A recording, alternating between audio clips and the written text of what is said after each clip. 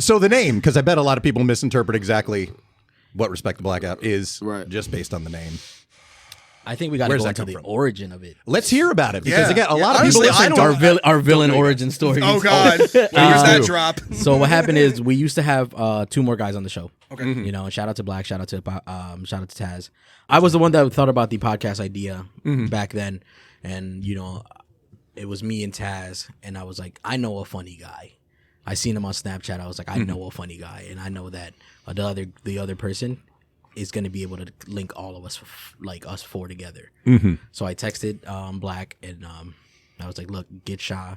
I'd send him a message earlier, and my name is Munch, right? But my family calls me Munchies. That's just like, it's You're just kidding. what it is, Munchies. Looking at the Dunkaroos and Cinnamon Toast Crunch Milk. It's just Munchies, right? I don't know where they came up with it, but it's just Munchies. if they say so. So the first text message I get from him is like, who the fuck is this Munchies trying to text me? And I was like, yeah, it's going to work. It's going to work. Yeah, it's going to work. No matter what, it's going to work. So that's how we all got together and was able to link up to make this. Right. Before we went into the more modern Respek The Blackout show, what it was every weekend we would go out, we would get blacked out, and we would come talk about it. Essentially, that's what we were doing. We would go out Just either talking about either alone or separate or together as a group. We would just go and black out and talk about what happened. Stories, right. Okay. Right. As we move on, we continue to move on. You know, life starts to happen.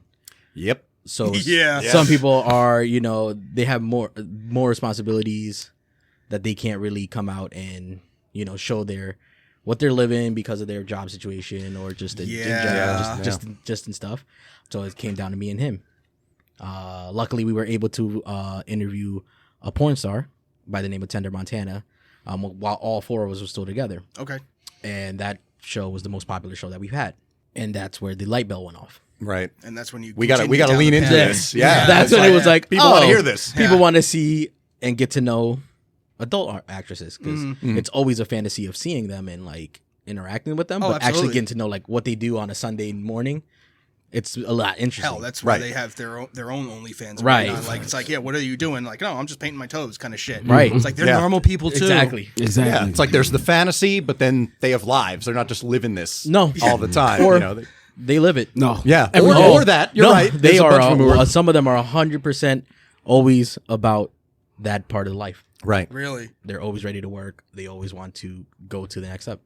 Right. And I love that about when you guys have your guests on when you interview, because you make it all about them and you also don't pass judgment. No. Yeah. Which is a lot of the problem people have. Right. Adult or sex workers or, you know, porn stars, adult whatever entertainers, the whatever you title want to is. call them. Right. A lot of times people go in like with their point of view and grill the person about it. Right. But you guys just ask them about, like, you guys are just no judgment. Like, tell us about what it's like, what you do. Oh, you like cosplaying and, you know, all this other stuff, you know, all that. I love that you guys do that because you're not coming into it. You're just open. You said some of them do it for the love. Do some of them do it just for the money? Or is it because, you know, sometimes some of these, the more successful ones, like post screenshots, their daily deposits or weekly deposits or whatever. Right. Like, are there some who are just doing it because it's like, look, this is a business. If, you know, I'm not going to shake my ass on Instagram for free. Right. I'll do it on OnlyFans and make some money. I kind of think it's like to a point where a lot of them have been this way their whole life, and now they're like, I can get paid for it, so why am I going to do it for free? You know what I mean? So it's like, you know, like, it's kind of like, yeah, I've been this freak. I've been recording videos of me having sex. I've been showing guys, like, so why not get paid for it now? Because I can. So I think it's more so of that, like, now than... Right. Now I can be myself and... Pretty much, tip me for I can it, get paid you know? for, exactly.